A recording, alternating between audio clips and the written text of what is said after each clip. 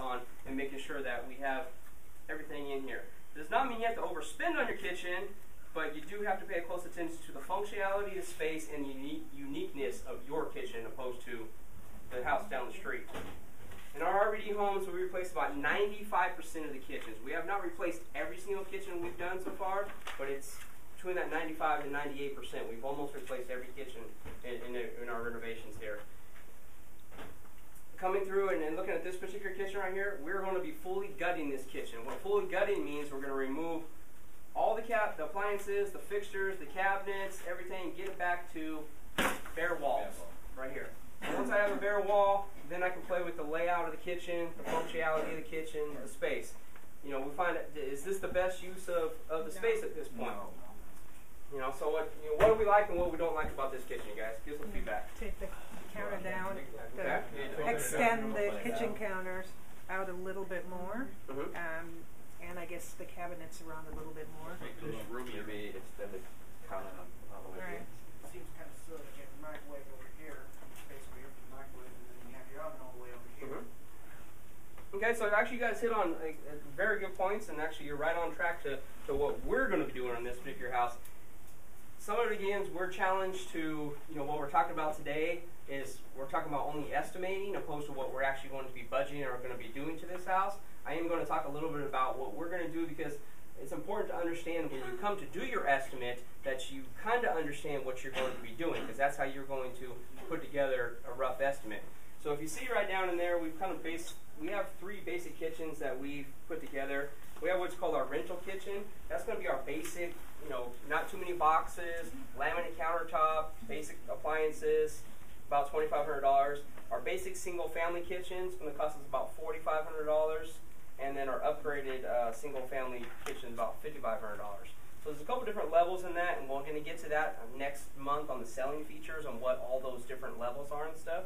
But understanding what we're going to be doing here is all we want to get is that quick estimate of how much this kitchen is going to cost us to replace it, right? In this case, this is what we're going to consider our basic single family, okay? This is our ARV on this house is $275,000. This is a 4-bedroom, 2-bath, nice single family residence for a first-time home buyer, right? We all agree? Yeah. So that's what we're going to do. Nice single family kitchen here. Real simple. So we're going to talk a little about what we're going to do to this, and Joy was actually right on track, you guys. So we talked about 3 different levels of kitchens. Kind of talked about in an upgraded kitchen, we're going to receive new cabinets, granite countertops, ceramic flooring, backsplash, light fixtures, our standard clean steel appliances, okay?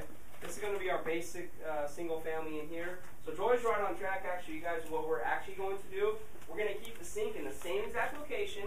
So you don't want to reinvent the wheel, which you already have to work with. And what I mean by that is that when you already have your gas line over here, you already have your plumbing over here, you don't want to go and put your sink over there and put your stove down there and your refrigerator over here just because you think it's fun and cool to move the whole kitchen around. You kind of want to work with what you already got to work with, right? We understand that? So we're not worried about it when we're doing our estimate, but we're going to go through the exercise today like we talked about. So we're going to keep our sink. Typically, we want it to be over a window, or at a window is where you want your sink to be. So we're going to keep our sink right here located in the center of this window. Remember, we're going to be removing this whole back patio, so we're actually going to capture that view coming out there. We're going to get that natural light coming back into this house. So that's going to be pretty cool to look out to.